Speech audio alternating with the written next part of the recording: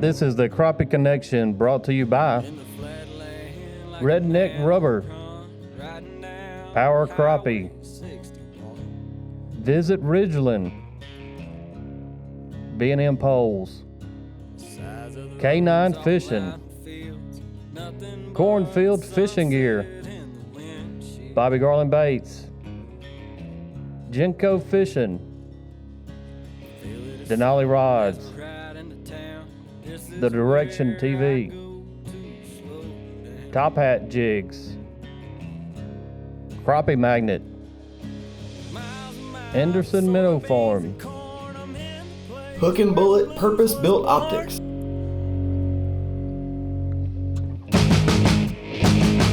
About a mile from the Big Muddy River, place I'll always remember. Cabin on the lake and a fishing pole. Forever here I'll rest my soul. I can feel my worries drift away from being out in the sun all day. No matter where in the world I go, I'll always find home on the banks of that oxbow.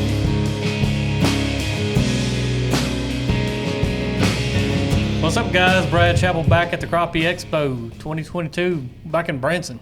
Man, it's beautiful up here in the time. Oh, it's gorgeous, and the lake up here is second to none. I mean, any team that is upset that they didn't make the cut needs to realize how It's beautiful. great of a chance it is just to be able to come and fish this lake. There's a lot of beautiful lakes, but this one, because I fished it 2 years ago, it's amazing.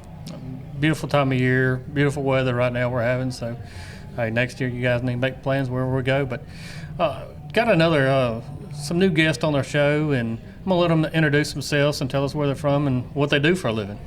Go ahead. My name is Matt Loetscher. I'm a full-time guide on Toledo Bend and a few other lakes. We do mostly a lot of crappie fishing and some bass fishing as well. I'm Jerry Thompson. Most folks know me as JT. I was the one that started living the Dream Guide service about 22 years ago, coming February. So we've been doing this a little while. Matt's my stepson, been with us on the boat since he was about 12 years old. We used to flip for him in the parking lot. Yeah. So he grew up in this thing and knows it very well. You was talking about how beautiful this lake is. I think it's been about 30 years since I've been on the lake. And it was pretty back then, but Toledo Bend's kind of pretty too. You need to come see it. They're all pretty in their own way. Oh, yeah. It's just that for me, fishing kind of more of a lowland lake, it's really neat up here with all the rock, and there's just a lot of contrast. Fall colors right now are popping as well. It is. Driving up here, we went through what looked like, I guess it was kind of a drought kind of deal. And this lake's a lot safer than mine or yours to run. That's true. It is. You know, I got these guys on here, and we talked, before this episode is, building brush piles, and, how do you guys do it? I fished Toledo Bend probably about 8 years ago on a media thing, and I actually come by y'all's boat here, and that afternoon I noticed pontoons hauling out brush. Yeah. And it stuck by me. I mean, I've always been impressed by your guide service down there and what you guys are doing, and I know you put a lot of work in on doing brush piles. We do. But I want you to kind of describe, what you're doing as far as how you build them, what kind of trees, and where you're placing them at, because all these different things make a difference when you're doing this. Either one of you guys, you can kind of kick it off with me. All right. Appreciate you paying attention to what was going on. Yeah, I did. It's a big deal. We have a very large operation. We got 14 guides, and we have spent a long time trying to figure out how to do this thing where it would work for everybody. We've got a couple of boats that we put brush on during the season, and what I'll call the season is from the first time we get leaves on a tree until the leaves start to turn, because when they start to turn and fall off, it's we're looking for that green foliage to get in the water to start with. Toledo Bend, like Table Rock's got a lot of timber and stuff in it, as you know, and so all that stuff's already out there. And it's the green leaves that mostly we're looking for, and the biggest thing is to create the shade, because crappie like to be in the shade. They like to get down inside the trees. people talk about Christmas trees a lot of times, and it was something that easy accessible is to get a Christmas tree, but crappie can't get in that. And one of our, we either use our number one tree really to use is a sweet gum, and a couple of other trees that we use. Oaks will work real good, and then we use willows. Willows we have to be careful with them, get them on top of the loads because they'll get broke up and the limbs break pretty easily. But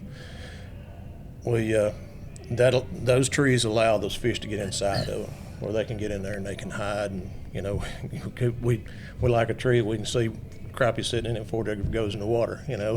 Yeah. So, but that's what we do, and we've got we have some guys that cut trees for us. Usually it's some boys that'll cut trees for us, and they load them. They cut them, bring them in, load them on the boats. And they put rocks on them and jugs on them, and I'll explain that in a second. And then the guides each take rotations, and when we get the trees, then we have somebody that will help us, and we always, it's a big team, but we help each other put trees out. We do that operation about 4 days a week during the season. Wow. It's a big deal. We do our trips, take care of our customers, and once they're gone, then we do our trees and we help each other do it. It's a pretty good team thing that we do. A lot of good guys. As far as back to the basics of it, we use a cinder block that we put on the bottom of the tree, and we use trees somewhere around 15 feet tall, and it depends on, a lot of things depend on, how the depth that we're going to put them in, which changes a little bit during the season. For example, a little bit later in the season, we get down like in July or so, the end of June, a lot of times we're catching them pretty deep. At least the tree's deep, not necessarily them, so we use a taller tree and put it in a little bit deeper water. What's the deepest you would place it? I don't do anything over about 30 feet because it's so hard to keep the tree standing up. Yeah. Once and so we could, and what we do is we keep that tree standing up by putting a jug in the top of it, and it takes at least 2 liters, right at a gallon, and we use heavier plastic bottle, like a 1 liter Gatorade bottle or something like that, or probably one of the best is a 2 liter Coke bottle. They work really good. Caps have to be real tight, but still, once you get below about 12 feet, 15 feet, the pressure on it, sometimes we'll just pop that top off of it because there's a lot of, the pressure is created there. So if the pop top, if the bottle goes down and the tree falls over, it's not nearly as good a structure if it's not standing up. So we keep them stood up. Keep that bottle tied in the top of it, and then a cinder block tied on the bottom of it. Keep it stood up. No concrete additional to the cinder block? Just tied up. You got, we use the concrete cinder blocks. Yeah. And cinder is kind of a term, but it's a concrete block. Right. Which is a little bit heavier. And you kind of got to match the tree that you cut to the weight of your block. Sometimes got a great big tree, you might put 2 blocks on it, and then a lot of times the trees are not quite as big, and we can put 2 of those in a block. So just kind of keep that matched up. As far as picking out spots and stuff that we do it on, it's usually points, middles of drains, some type of a funnel created that you're going to get some movement of the crappie through an area. We try not to put it on any natural structure and just create something different on its own. Do you look for an area that doesn't have it? Yeah, absolutely. Does it seem to be the better absolutely area? If you got fish on a flat with got just a little bit of a drain, just anything that might have a little bit of a depth change in it, and if you've got just nothing out there, that brush pile is going to work better. And like the timber that we have in Toledo Bend, there's so much of it. Yeah. And if you can do it in some area that doesn't have much on it. So how many of those will you put in one spot?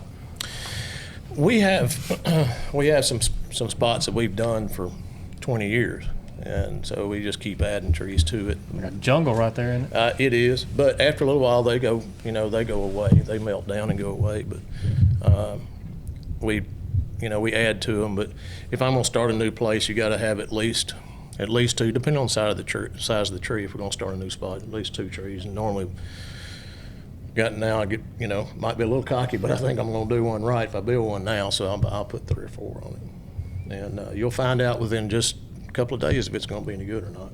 Yeah, that's like on my lake.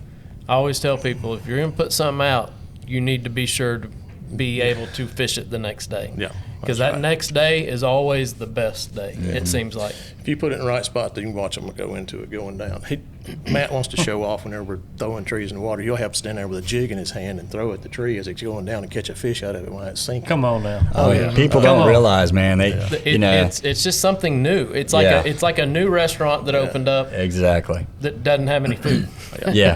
Before live scope, we would see them just on the old sonar. You could see the worms on the sonar, literally streaking to it as the tree is sinking. And of course now with live scope, you just you see it all. But it's really amazing just how fast. I think that's one of the number one things that I get asked about brush piles is how long does it take for fish to get on them. And of course it all depends on how you did it. If you did it right in the right spot, like you said, it's instantaneous basically. But if you're using the wrong tree or in the wrong spot, it may or may not get fish on it, but it may take a little bit, so that's, one of those things. It's all situational, there's so many variants there. Have you ever put stuff out and months later have nothing and then all of a sudden it becomes productive? And it's almost out of your mind, like out of your rotation, and one day you decide, I'm going to go look at that spot, and they're there. Yeah. Yeah, I find that, once again, it's all situational, and everybody wants just a perfect formula. But, to me, you got to take into account all the variables, the time of the year, the once again, the type of brush you're using, the lake that it's in, are you putting it in an area where there's already a lot of established brush piles, or maybe is there nothing around or whatever, how much are you competing with, But you can, certainly when it's done right, it's an amazing thing what you can create. But, like you had mentioned, some show up when they weren't there before, and all of a sudden that one gets good. And like for us, a lot of times it's the season and the water level. There's places that are going to be good when the water level is X. And there's places, and that same place may be terrible when the water level is different from that. If it fluctuates 3 or 4 feet, that the fish use different areas. It's a different lake under different water levels. Mm-hmm.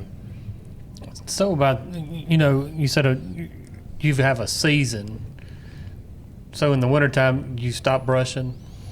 We do. Yeah, it's sometimes it's kind of a cool. We got a yopon tree that grows there that stays green all year, and then we have what everybody calls bamboo, but it's cane that grows there also, and we'll occasionally do that, in the wintertime, either to try to establish something new for later on, or in some cases just to get something into an area that we can actually cast to, or things along those lines. We never really stopped putting out trees, but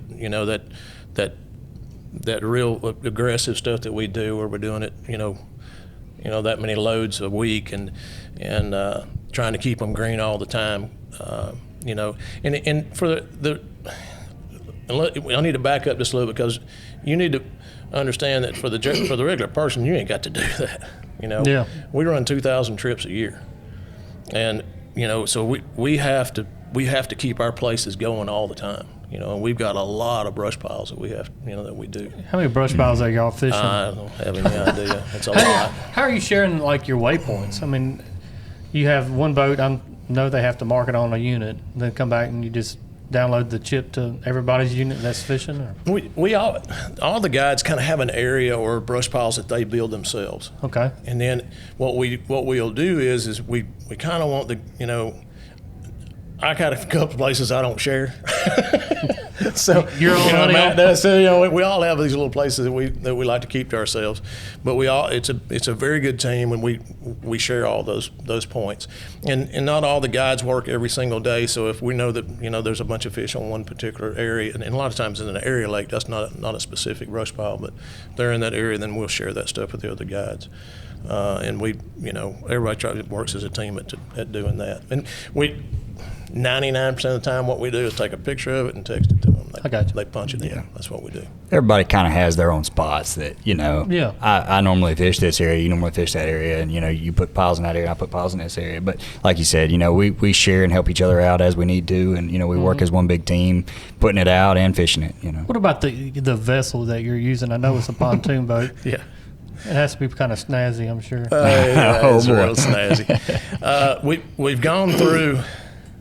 Oh man, I don't know how many we've gone through. We have one old tub that we got from a gentleman several years ago, and it has gigantic tunes on it, and it has a metal deck on it and all that. We've killed about 4 motors on that one. But it's just an open deck. And you have to have railing from the cockpit back because just by law, and so you can't not be in motivation without having railing. So we got an open deck in the front of it where we can get stuff off of, and then you have to be behind the railing in order. Do you have anything that motorized and actually dumps them, like a dump trailer? No, we've talked about that. I've Yeah. seen some, but Yeah. we help each other enough. We don't really have to do that. Good old-fashioned manpower. Yeah. Yeah. The other Muscles. thing, and the other thing about that is just to dump it, it ain't gonna go exactly where I want to. So how we do it is we got like Matt gets his trees today, so he drives the spot boat, and he sets up just like he was gonna fish. He sets up, and the brush boat comes in. You got a guy driving it, and either one or two guys in the front that puts the trees down. And Matt, and now with the live scope, we can still be 30 feet away, but you can look at the tree, look at the rock in the water, and drop it exactly where you want it. You may want to fill in a spot, or you may want to open a spot or something other, but you can drop it exactly where you want it now. And that's going way out there, I know, for the average guy, but that's that's how in depth we are at doing it. You think about it. I mean, you're talking about saving time, and everybody has short periods of time. So, I mean, making your own brush piles and making that day successful could be all the difference. One of the things to talk about, if building your own brush piles, that's, we've been doing this long, that's the way that we do it, and it's a big process for us. But if you're going to go out and build you 4 or 5 brush piles, you don't have to be as specific as doing that. Go out, throw you a buoy in the water, go cut you some trees, or have trees on your boat. Just do 2 or 3 of them at a time, and don't mess up your boat. And you don't have to have all that. I don't have a tub. Cut you a few trees, put it on your boat, take it out there, have you a spot predetermined, do that. Go back and get you a few more. Go to another area or away and build you another one, and do it like that. It's not. It's a big deal that we do, and that's not for everybody. How are you fishing them? We have to adapt with. We've adapted with. We use pontoon boats, and we have 6 people on the boat, normal. So we can't have them in very shallow water. If you get less than 15 foot of water, you can't get on top of them. So we work from about 18 feet to 26, 28 feet, and then we set our boats up on top of them. And like I say, as much as we do, spot lock on it. Yeah, if R2DU goes out, I'm going home. Right. I ain't messing with. Yeah. We're not gonna mess with trying to sit there no more. Matt had a little trouble with one of his last week. It wouldn't stay locked on, and he sent us a text. He said, I got work, and he was tied to a stump. We ain't done that. He hadn't done that in 10 years. So, but that's, but we have to sit over the top of them, and with that many people on the boat, they drop straight down. And just jig or minnow or? Minnow, it's a very simple thing that we do. We use normally a number 2 Aberdeen hook and a 1/0 split shot, and that's it. Stick a minnow on it and drop it down there. And now with live scoping, you can watch every bait go down. You can tell them where to put reel it. up. I know all that. Yeah, bring up a little bit and whatever else.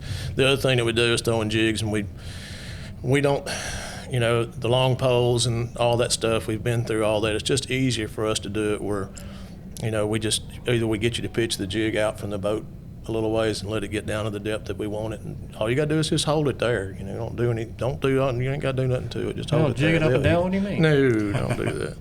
You know better than that. Yeah, it's a jig. You're supposed to jig it. You're right. Yeah. Just let that. How do thing, I find it on the live scope? Yeah.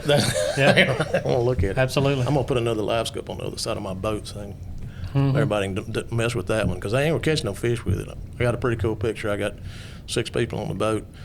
5 of them are standing over the live scope, and they're all just shoulder to shoulder. Yeah. I couldn't get back to it no more. And one of the other guys turns around and he's got his hands open like this because they ain't caught a fish in a long time. Yeah. They just want to see it, man. Like, I just want to see it work. Yeah, it has definitely changed crappie fishing. It has changed crappie fishing completely. It's changed the world. Just like the competition stuff here, man. Everybody was pushing jigs and, minnows or whatever. That's what everybody did. And live scope came along, and that just completely changed the whole world. Still is. It's crazy. So earlier, before we started, you was talking about etiquette. I like that. I'm gonna let Matt talk about it, and I'll fill in. Come on, I'll fill in a blank or two. He's getting red thinking about it. I'll fill in a blank or two in a minute. Yeah. It can be a sore subject. I tell you, it's. I'll give you, my viewpoint on it. Yeah, opinion. Of course, everybody has their opinion, right? We're fishing public lakes, right. And it's public water. Everybody has a right to be, anywhere they want to be within reason, right? As long as they're not bumping into your boat, it's not against the law, right? But you have to keep in mind is that goes both ways, right? You have to consider. The amount of work that goes into all this, and like we're sitting here and we're giving away a lot of information. It might sound pretty simple, but if you wanted us to really give you a brush pile class, and that's a lot of information that we've spent decades, learning the hard way. Mm-hmm. And it's something that it's our livelihood. We put food on the table for our families by building brush piles and catching fish, and it's something we take very serious. And when you put that many hours into something and you're depending on it, and you pull up in that area and there's, some guy that either found it on his own or nowadays oftentimes, unfortunately, they just saw you there catching fish. And with the electronics we have now, if he sees you there, he can mark you and come back later, and you come back and he's sitting there and you can't catch the fish you need to catch because somebody else is sitting there, and that stings. It does. It stings bad. And you can't let it get to you, because it is public water. It is, they're within the law to be there doing that. We try to, like I said, not let it get to us, but it does hurt. The thing about it is the viewpoint we have on it, our stance on it is, everybody has the opportunity to go out there and do it. Yeah. Just like we do. And if everybody would put a little bit of their own effort into it, we would never have a problem. Yeah. And like he was just saying, we take it to an extreme level with the amount of brush we put out, and whatnot, because we have to. I mean, we run a big operation. That's what we do. But your average guy can go out there that, that fishes on the weekend, or maybe just one weekend a month or something like that. He can, take a little time, build himself a handful of piles, and have a great time. It's going to take a little bit of work, a little bit of time and effort, but you don't have to kill yourself. Just a little bit of time and effort, doing it right. It might take a little bit of trial and error, but there's plenty of people out there that are doing it, and and if you learn how to do it, you can go out there and be successful. Of course, on a lot of the lakes, there's a lot of natural timber you can catch fish on as well. And we try to avoid putting brush on something that already holds fish naturally, because, we don't want to interfere with that. And if, somebody finds that, whatever, we fish those kind of spots too. But, just keep in mind, we're all out here to have a good time. We're all out here. Nobody likes confrontation on the water, I don't think. No. I don't go looking for it. And, we all just want to go have fun and catch a few fish. But I think, we just need to be considerate of the effort that is put in is the bottom line. Well, you know, my deal on my lake is if y'all were down there for the weekend fishing and you come across my stuff, fish it. But guys that are making money on top of my stuff, There you go. You've opened up a can of that. Yeah. Yeah. And that's my only issue. I have no problem. I have clients that all the time that say, hey, we're going to be down there for 4 days. We want to hire you for a day. And we're going to want to find some areas where we can go back into. Cool. That's no problem because I've got enough out. But then whenever I see guys that are getting paid, building their reputation on what's taken me 26 years to do. Yes. Yeah, and real quick, one of the things you said, and we get done like this quite often or ask about it quite often. A guy fishes with me and he's going to be there for a couple more days, and I'm fixing to be fishing them those other days. And I appreciate what you said, and I know some of our predecessors did the same thing. It was Chuck Cannick used to do that. Somebody come fish with him. Yeah, go on back over and fish him for a couple of days. Here's what happens to us now, because we've had it happen way too many times. That guy comes. Well, he's already called his buddy to come. And then that guy gives somebody else the coordinate. Well, by the time a couple of weeks works around, they done fished it out. So, and I'm glad that works for you. Unfortunately for me, where we are, it doesn't work for me. Last year on the guy trip that I was doing, and got piles set up at different locations, and a lot of times I can just use my trolling motor and zip right over to the next one. That's right. And I've got my live scope set out at 100 feet, 110. I've got exactly what it was, but I noticed the pile at 100 foot or so away from the boat, and I told the guy, and I was like, "Oh, this joker here is loaded." And out of the blue, he says. And I'm sitting behind him and get two people up front, and he says, let me check the stock market. And I'm thinking, look, it ain't no way in the world at this point would I stop what I was doing, because we were fishing 2 hours before that. And I said, this one's loaded. And he automatically picks up his phone and wants to turn on the location services. I know. And I was like, you know what?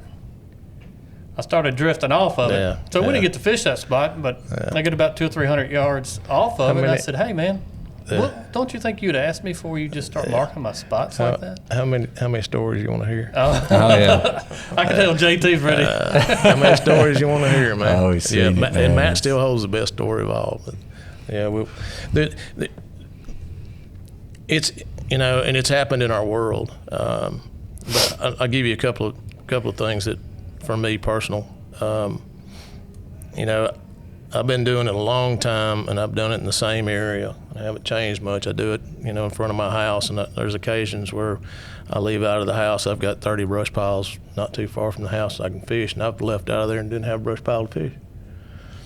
Because there's somebody on all of them. And so I've got pretty diverse with what we do and all, and moved to different areas of the lake. Well, I can't fish behind my house no more. I have to drive 6 miles up the lake before we ever get started. And unfortunately, it's just what I got to do. But if I'm gonna make a living, I'm gonna make the effort to do that, and that's what I'm gonna do for my customers. It's got to. It's such a big benefit to the lakes too, what you're doing. Oh, absolutely, absolutely. We're creating some habitat they didn't have or don't. But if I see somebody fishing somewhere, I don't even go look. If it's, I've been, in the area that I am, I know where most everything is. I've been there long enough. I know where most everything is. I've done enough looking, enough and there's places. We had a gentleman that retired last year, and in doing so, he came to me, and I actually got his boat. We talked about the brush piles, and so we were able to take those and we keep them up. And Mr. Larry gets on a boat every time he wants to go fishing with us, and so it's all a mutual thing. And we were lucky enough to fall into this. I had never looked at one of his brush piles because I had seen him on the lake every single day. I knew where they were, and in bass fishing I had drove by them or whatever, but I had never set up on one and looked at it. And that's how I feel about it. I knew the work that he did, and I'm just not going to go over and look, especially at another guide at where he's fishing at. I don't care. Yeah. That's his deal. So bottom line is, even for the weekend guy, just something to think about. And there's, even here at this show, there's people that they make their living, going fishing other brush piles that they didn't build. I understand that, but I don't have to like it. But here's the deal. Unless the state built it, if you find a brush pile in the water that somebody built, they didn't build it for you. Mm-hmm. They built it for them. They built it for them themselves. Go 100 yards over there and build another one. Or whatever. If you are, it's like fishing my dock. I have people that, in the spring especially, people fish the docks. And they come shoot the docks. I ain't got no problem with that. It's okay. I'm good with that. Don't tie up to my dock and sit there for a day. Don't pull up out there and anchor down to it and try to catch every fish that's on the dock. Don't do that. Don't try to catch every fish that's on a brush pile if you didn't build it. It's just ethics. It's just respect. It's just ethics. It's being ethical. You can do that. You can look at this same scenario whether you're hunting or fishing or I don't golf, but don't hold up everybody else from doing something. Just ethical stuff is right. Yeah. That's just being. You got to be kind to your neighbor, Mm-hmm. And of course, I not always am. I have been known to to have some problems, but I've never intruded on somebody when they're doing for themselves. And like you said, I've been in a situation where many times and we have it happen to us every single week, where a guy's making money off the work that we did. Now, I'm not here to preach, but I'm telling you that that's wrong. Mm-hmm. Don't come pick out of my garden. Right. Don't come pick out of my garden. I did that work. And, you didn't do the work. You didn't deserve it, especially if you're making money off of it, man. And I know people that do it, and it's just, and they'll tell their people that they built the brush pile. Had one here just a week ago. Had fished with another guide because we were full, and pulled up to a spot, and it's like, hey man, this is JT's hole. Right. So it's like, and the guy was kind of embarrassed by it. Well, he should have been. Yeah. He should have been. Just don't put yourself in that situation. You'll be better off. Let's get building brush piles now. I think we've got a good understanding of what you guys are, how you're building them, and everything else. And how can somebody reach you guys? Where can you be found? We're pretty easy. It's Living the Dream Guide Service, ltd.fish. Facebook, all that good stuff? All that is right there. Get it all. ltd.fish. Got everything. Kyle, you got anything you want to add in? I'm good. I appreciate it. Hey, thank y'all for coming this on. was fun. Thanks for having us. On again. We'll do it again. All right. I have to come down there and go live the dream with you guys a little bit. Awesome. Yeah, Awesome. you need to come. You need to come. I'm gonna blow my horn just a little bit, just a second. Blow our horn. We got a brand new marina facility there on Toledo Bend on Highway 6, between the two little bridges before you go across Pendleton to the Texas side, right there in Louisiana. Toledo Bend's a great fishery too. We've got what are we up to now? 14, 16? 16. We got 16. We're up to guys. 16. We got some guys that just bass fish. We got weekend guys. We got and we got some full-time guys like Matt and I, and several more of us. For people that don't know, what's y'all's limit down there? We do a box of fish. We try to leave the L word out of it. Okay. We love you. We want everybody to have a good time. It's 25 fish a person. Usually, we use 50 quart ice chest, and we try to fill that ice chest up depending on how many people go on the boat. But if we got 2 people on the boat, we're gonna go catch you 50. Yeah, we try to, it's where that really comes into play is when you have, 6 people on a boat or something like that. It's kind of excessive when you start talking about catching, 125, 150 fish, That's so, not what it's there for. Yeah, we kind of make it a boat limit. Just, we're just trying to do our part to take care of our fishery is all. Yeah.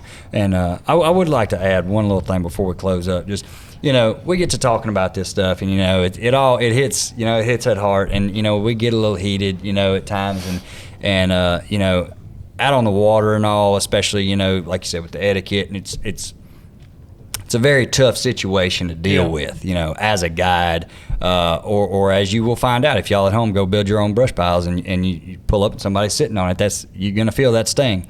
And you know, we sit here and we talk about it, and it like I said, it gets real tense and real heated. But look, just you know, if everybody just calm down a little bit, you know, and just kind of talk, and you know, just use a little bit of cold hard facts of what's really happening in the situation, and not let everybody's, you know, egos get too carried away. We can all go have fun out there. Yeah. There's a lot of good lakes out in this country, and a lot of fish in them, and we can all go have fun. You're right. Hey, comment on the channel here. Anything about finding your own brush piles, techniques on putting your own brush piles out? Hey, like I said before, appreciate you guys' time. Yeah. I'd like to hear the comments too. Yeah. Oh, absolutely. yeah. I'd like to get back on that. Yeah, ask us some questions. We'd be glad to answer them. And I got no problem with doing some follow-up stuff, especially when we're here at the show. We're going to be here through Saturday. So Yep. I got I'd love to do some follow-up on some of the comments too. I really would. You know, me and Matt's been blessed. Yeah. We live in a... You're living the dream. We're living the dream, That's right. dude. We live in a dream world. We really do. I get to get up every morning and go fishing. Well, buddies. And if I'm not fishing, I'm going hunting. You know, that's just the world that we live in, and we're very lucky to be able to do that. And we certainly do appreciate it very much. But we do work at it really, really hard too. That's right. Till Till next time, you got Brad Chappell here. Matt Loetscher. Jerry Thompson. Todd Huckabee.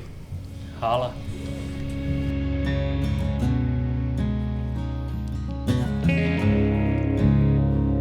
About a mile from big muddy river, a place I'll always remember. Cabin on the lake and a fishing pole. Forever here I'll rest my soul. I can feel my worries drift away.